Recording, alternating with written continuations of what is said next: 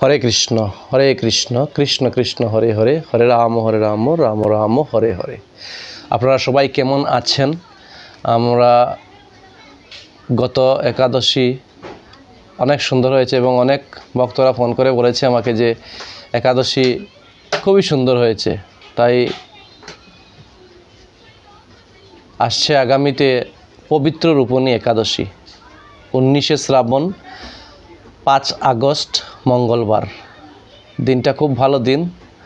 ওই একাদশীর দিন থেকে শুরু হচ্ছে আমাদের ঝুলন যাত্রা অনুষ্ঠান। সেই ঝুলন যাত্রা অনুষ্ঠান চলবে পূর্ণিমা পর্যন্ত, যেটাকে বলা হয় বলরাম পূর্ণিমা বা বলরাম জয়ন্তী আমরা যেটাকে বলি। তা আসুন আমরা সবাই মিলে সেই পবিত্র রূপণী একাদশী, এটার মাহাত্ম্য অনেক। নামই হচ্ছে পবিত্র রূপণী একাদশী, যে একাদশীর মাধ্যমে শাস্ত্রে বর্ণনা দেওয়া হয়েছে যে যাদের সন্তান নাই, এই একাদশী যদি তারা সঠিক নিয়ম মেনে ঠিকঠাক মতে যদি শ্রদ্ধা সহকারে সেই একাদশী পালন করেন, তাহলে সেই একাদশীর পুণ্যের ফলে সন্তান পর্যন্ত উৎপন্ন হয়। শাস্ত্রে এরকমই বর্ণনা করা হয়েছে এবং একাদশীর মাহাত্ম্যতেও ঠিক এইভাবেই বর্ণনা করা হয়েছে। তাই আপনাদের সবার কাছে অনুরোধ থাকবো যে আপনারা সবাই প্রাণপণ চেষ্টা করে একাদশী ব্রত করুন। অনেক লোক আমাদেরকে প্রশ্ন করে, জিজ্ঞাসা করে যে এখন চতুর্মাস্যাং ব্রত চলছে, সেই চতুর্মাস্যাং ব্রততে আপনি শাক বর্জন করেছেন। আবার কেউ বলছে যে শ্রাবণ মাসে শাক বর্জন, ভাদ্র মাসে দধি বর্জন, আশ্বিন মাসে দুধ বর্জন, কার্তিক মাসে সর্বপ্রকার আমিষ দ্রব্য বর্জন। তা এর মধ্যে আবার একাদশী হচ্ছে, এত সব কিছু কীভাবে হবে বা এরকম অনেক ধরনের কমেন্ট অনেক লোক বলে। যাই হোক, যারা কমেন্ট করবেন ওনারা কমেন্ট করবেন, অনেক বলবেন যে একাদশী তো আপনারা যে রেকর্ডিং করে বলছেন একাদশীর কথা, একাদশী তো আমরা এমনিতেই জানি কোন দিন একাদশী, স্পেশালি আবার আপনাদের কি বলতে হয়? নিশ্চয় না, আমাদের বলার কোনো প্রয়োজন ছিল না বা বলতামও না আপনারা, কিন্তু আপনারা তো জানেন। কিন্তু হরে কৃষ্ণ, আপনারা সবাই কি করেন? ব্যাপার হয়েছে জানা এক জিনিস, আমরা জানি অনেক কিছু, জানি অনেক, তো জানাটা শেষ হয় না যদি আমরা সঠিকভাবে সেটাকে মানতে না পারি। অনেক লোক দেখবেন রাস্তাঘাটে অনেক কিছু জানে, সব কিছু জানে, কেউ জানলে তো হবে না, সেটাকে নিজের জীবনে আচরণে আনতে হবে, মানতে হবে সেটাকে যদি আমরা না মানি তাহলে তো হবে না। যার জন্য আমাদের একান্ত কর্তব্য হচ্ছে আমরা যেটা জানি সেটাকে যাতে আমরা সুস্থভাবে, সম্পূর্ণভাবে আমরা নিজের আচরণে আনি। মহাপ্রভু বলেছেন চৈতন্য চরিতামৃততে, ভারত ভূমিতে জন্ম হইল যাহার, জন্ম সার্থক করি কর পরোপকার। আমি অন্যকে উপদেশ দিচ্ছি, এটা এভাবে হবে না, এটা এরকম করবে না, এটা এরকম কেন করছো। ঠিক আছে, ভালো জিনিস, উপদেশ দেওয়া যায়, কিন্তু আগে আমাকে বুঝতে হবে যে আমি কি সেই উপদেশটাকে নিজে পালন করছি, আমি কি নিজে সেটাকে মানছি। আমাকে মানতে হবে। আমি যদি নিজেই আচরণে না আনি তাহলে অন্যকে আমি কি করে বলবো।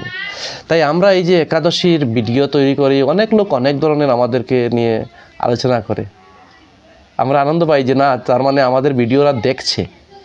হরে কৃষ্ণ, কত বড় এটা প্রারব্ধ আমাদের, কত বড় আমরা উপলব্ধি আমরা পেয়েছি যে আমরা ভিডিওরা দেখে। তার মানে তা ভগবানের কাছে আমাদের এতটুকু প্রার্থনা থাকবে যে এই যে এরা দেখছে, যে দেখতে দেখতে দেখতে দেখতে শাস্ত্রে কিছু কথা বলা আছে যে গাইতে গাইতে গায়ক হওয়া যায়, আর বাইতে বাইতে বাইন হওয়া যায়। তো ঠিক এই ধরনের আমরা যদি যারা ফলো করতেছি, দেখি, মানি না, ঠিক আছে, কিন্তু একদিন আস্তে আস্তে ভগবান যদি কৃপা করেন তাহলে নিশ্চয়ই শুনতে শুনতে দেখতে দেখতে অন্যের ভিডিও দেখে নিজের প্রেরণা জাগবে যে না, সবাই তো করছে। আমরা যদি কিছু একটা অ্যানালাইসিস করা যায় তাহলে দেখা যাবে যে আজকের থেকে 5-7 বছর 10 বছর আগে যেভাবে একাদশীর প্রভাব ছিল, সেই তুলনায় অনেক অনেক অনেক এখন প্রায় গল্লিতে, প্রায় গ্রামে, প্রায় শহরে অনেক লোক একাদশীর এখন করছে এবং শুদ্ধচারে একাদশী করছে। আমাদেরকে অনেক প্রশ্ন করে একাদশী সম্বন্ধে লোক, কেন একাদশী করব, কি হয় একাদশী, কিন্তু যারা কমেন্ট, যারা মন্তব্য করবে, আর ওরা তো মন্তব্য করবেই, তা ওদের সঙ্গে আমাদেরকে একমত না করে আমরা যারা একাদশী করি আমাদের খুবই ভালো, আমরা একাদশী করি। কে কি বলল, কে কি বলবে, সেটা আমাদের চিন্তাধারা নয়। কুছ তো লোক কহেগা, লোগোं का काम ही है कहना। আমরা এটা করব, আমাদের কাজই হচ্ছে এগুলা করা, আমরা করব। যার ভালো লাগে সে মানবে, যার ভালো লাগবে না সে মানবে না। হরে কৃষ্ণ। তো যাই হোক, আজকে যে আমরা একাদশীর বিষয়ে আলোচনা করব, যে একাদশীটা হচ্ছে অনেকই পবিত্র একাদশী, পবিত্র রূপণী একাদশী, যে একাদশী অনেক রাজারাও করেছিলেন, শাস্ত্রে উল্লেখ আছে। তা সেই একাদশীর মাহাত্ম্য আমরা শ্রবণ করব। আপনারা আমার সঙ্গে থাকুন, আমি একাদশীর মাহাত্ম্য শ্রবণ করি, মন দিয়ে শ্রবণ করবেন। এই একাদশীর মাহাত্ম্যতে অনেকগুলা পয়েন্ট আছে যেগুলো আমাদের জীবনে অনেক প্রয়োজনীয় পয়েন্ট, জানা একান্ত দরকার। তা আপনারা সবাই সঙ্গে থাকুন, আমি শ্রবণ করাচ্ছি। হরে কৃষ্ণ। একদিন মহারাজ যুধিষ্ঠির ভগবান শ্রীকৃষ্ণকে জিজ্ঞাসা করলেন, হে প্রভু, শ্রাবণ মাসে শুক্লপক্ষে একাদশী নাম কি, বা তার কৃপা করে আমাকে বলুন। শ্রীকৃষ্ণ বললেন, হে মহারাজ, এখন আমি সেই পবিত্র ব্রত মাহাত্ম্য বর্ণনা করছি, মনোযোগ দিয়ে তা শ্রবণ করুন। যা শোনা মাত্রই বাজপেয় যজ্ঞের ফল লাভ হয়। শোনা মাত্রই, এটা শুনলেই বাজপেয় যজ্ঞের ফল লাভ হয়। প্রাচীনকালে দাপর যুগের শুরুতে মহিজিৎ নামে এক বিখ্যাত রাজা ছিলেন। তিনি মাহিষ্মতি নগরে রাজত্ব করতেন। রাজার নাম ছিল মহিজিৎ এবং রাজ্যের নাম ছিল মাহিষ্মতি।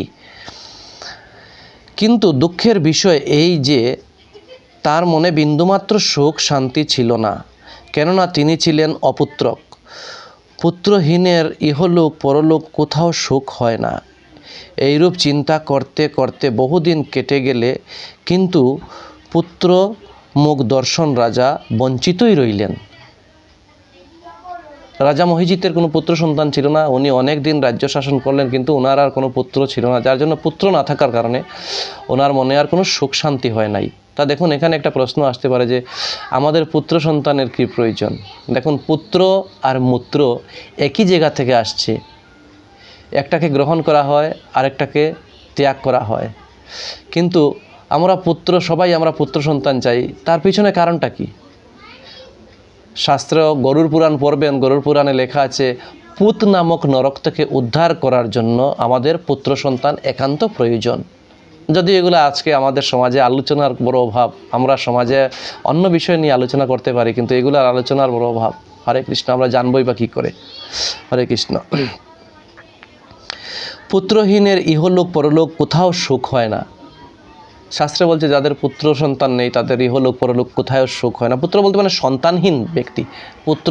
কন্যা সন্তান বা পুরুষ মহিলা এরকম কোনো ব্যাপার নয়, সন্তান পুত্র কন্যা উভয়ই সমান।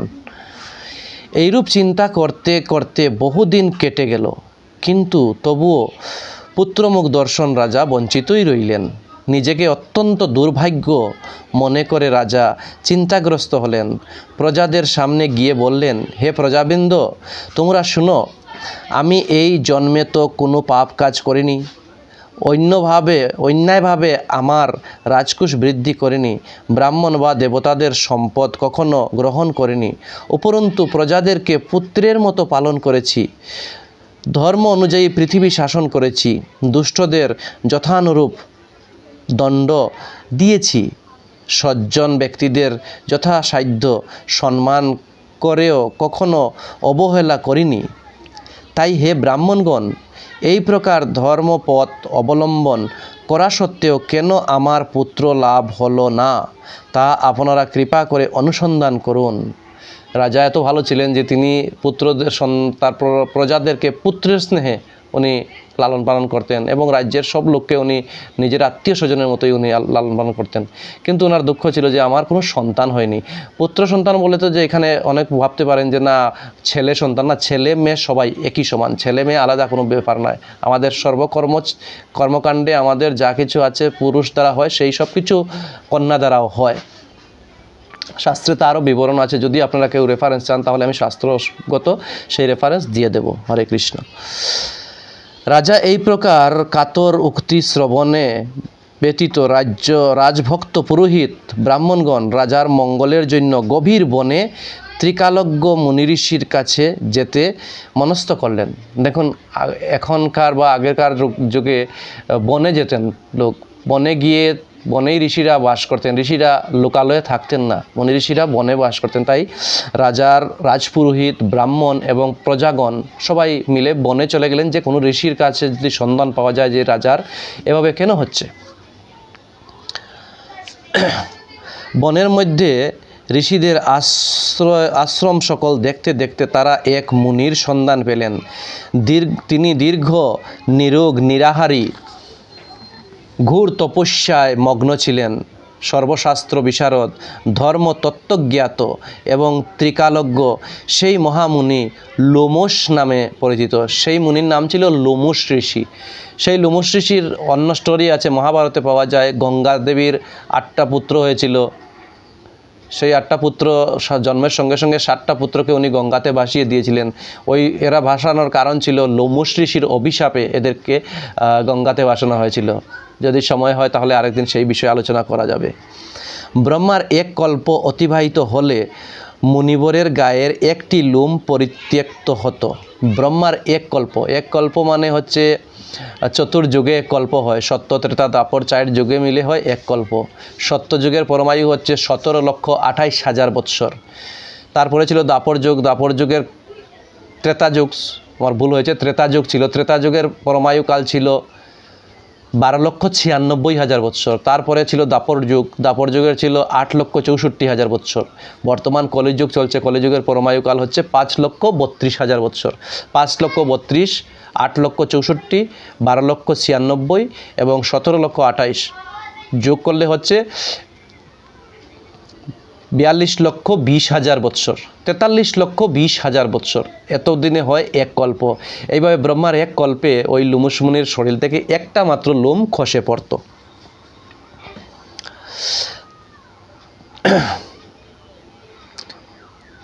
এই কারণে এই মহামুনির নাম লোমশ মুনি। তাকে দেখে সকলেই ধন্য হলেন। তারা পরস্পর বলতে লাগলেন যে আমাদের বহু জন্মের সৌভাগ্যের ফলে আজ আমরা এই মুনির বরের সাক্ষাৎ লাভ করলাম।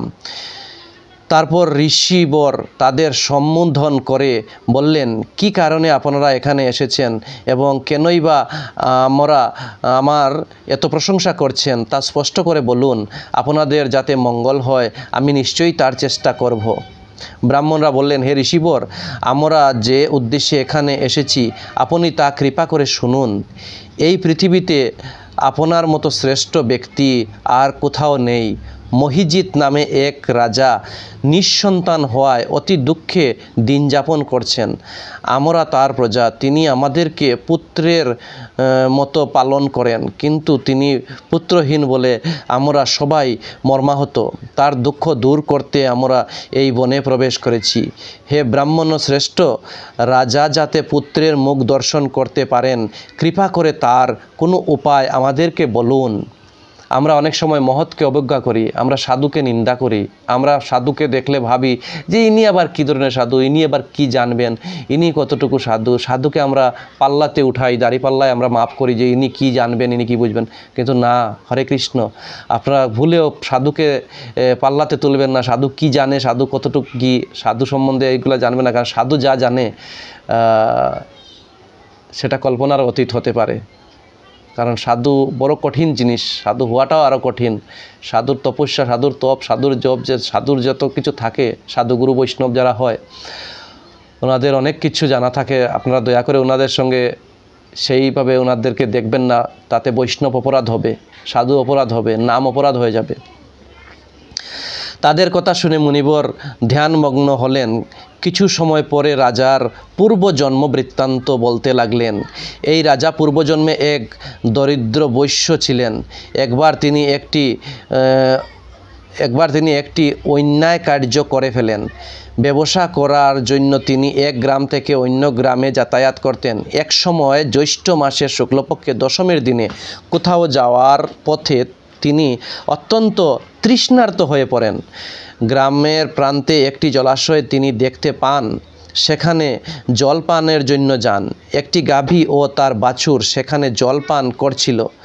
তাদেরকে তাড়িয়ে দিয়ে তিনি নিজেই জলপান করতে লাগলেন। এই পাপকর্মের ফলে তিনি পুত্র সুখে বঞ্চিত হয়েছেন, কিন্তু পূর্বজন্মের কোনো পুণ্য ফলে তিনি এই রকম নিষ্কণ্টক রাজ্য লাভ করেছেন। উনি কি করেছেন? উনি পূর্বজন্মে একজন ব্যবসায়ী ছিলেন এবং ব্যবসায়ী থাকার কারণে উনি ব্যবসার খাতিরে এক গ্রাম থেকে অন্য গ্রামে ওনার যেতে হতো। তো এইভাবে এক গ্রাম থেকে আরেক গ্রামে যাওয়া আসা করতে হঠাৎ কোনো এক সময় ওনার অনেক জল পিপাসা পেয়েছিল এবং সেই জল পিপাসা পাওয়ার জন্য উনি জলের সন্ধান করে দেখলেন যে একটা সরোবরে জল আছে, ওই জল আমি গিয়ে পান করব। তা যখন জল পান করতে গেলেন, যাওয়ার সময় গিয়ে দেখেন যে ওই জলটাতে, যে ঘাটে গিয়ে উনি জল পান করবেন, সেই ঘাটে একটি গাভী এবং তার বাছুর, গাই এবং বাচ্চা জল পান করছে। উনি কী করলেন? একটা লাঠি দিয়ে ওদেরকে তাড়িয়ে দিলেন। তা ওদেরকে তাড়িয়ে দেওয়ায় ওরা কিন্তু জলপান করার আশায় এসেছিল, ওদেরকে তাড়িয়ে তিনি নিজেই জলপান করে নিলেন। সেই ওদেরকে তাড়ানোর কারণে ওনার যে পাপ হয়েছিল, সেই পাপে উনি এই জন্মেতে পুত্র সন্তানহীন হয়েছেন। হরে কৃষ্ণ, জিনিসগুলো ফলো করবেন খুব বেশি। কিন্তু ওনার পূর্ব অন্য কোনো কর্মগুণ ছিল, যে গুণের কারণে উনি রাজ্য লাভ করেছেন এবং ওনার নিষ্কণ্টক রাজ্য লাভ করেছেন। মানে নিষ্কণ্টক বলতে ওইখানে কোনো বাধা বিপত্তি ছিল না ওনার রাজ্যতে।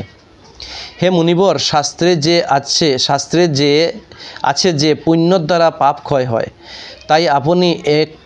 তাই আপনি এমন একটি পুণ্য ব্রতের উপদেশ করুন যাতে তার প্রারব্ধ পাপ দূর হয় এবং আপনার অনুগ্রহে তিনি পুত্র সন্তান লাভ করতে পারেন। সেই মুনিবরকে সেই রাজ্যের প্রজারা এবং ব্রাহ্মণরা বলছেন যে আমরা জানি যে ভালো পুণ্য কাজ করলে প্রারব্ধ কর্ম পাপ যেগুলো আছে ওইগুলো ক্ষয় হয়। তাই মুনিবরকে বলছেন যে আপনি কোনো এমন একটা আমাদেরকে পুণ্য কর্মের কথা উপদেশ দিন, যে পুণ্য কর্মের দ্বারা সেই রাজার পূর্ব পাপ যেটা আছে সেই পাপ ক্ষয় হয়ে উনি যাতে পুনরায় পুত্র সন্তান লাভ করতে পারেন। লোমশ মুনি বললেন, শ্রাবণ মাসের শুক্লপক্ষে পবিত্র রূপণী একাদশী ব্রত অভীষ্ট ফল প্রদান করে। আপনারা যথাবিধ তা সকলেই পালন করুন।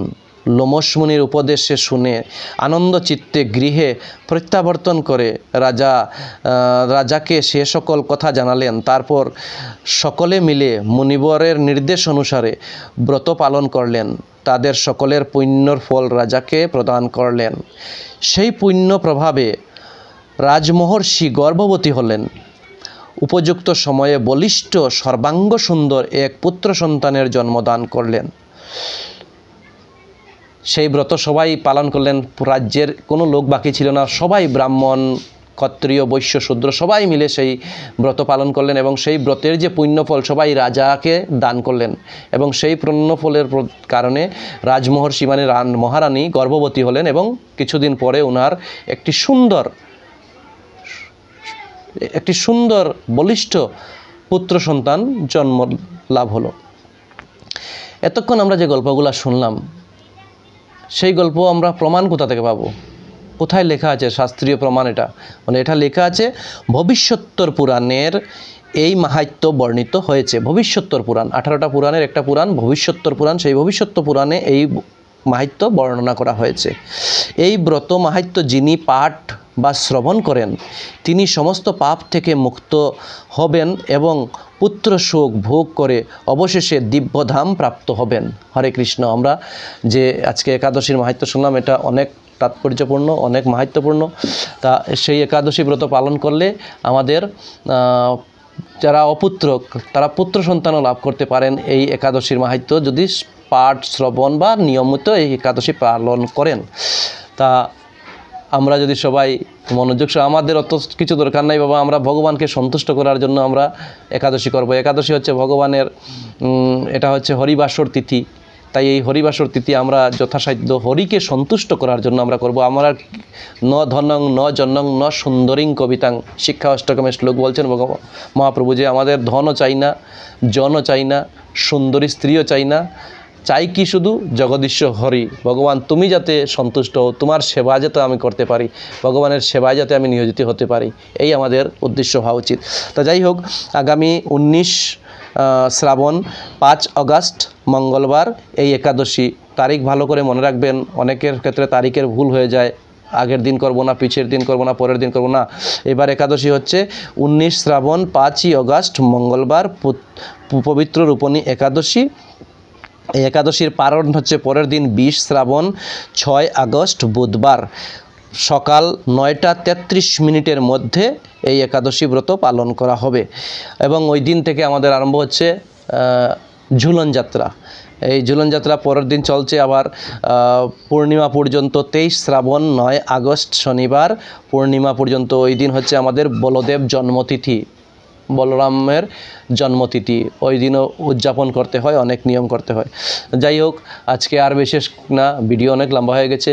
আপনাদের যদি ভালো লাগে তাহলে ভিডিওটা শেয়ার করবেন, লাইক করবেন, কমেন্ট করবেন।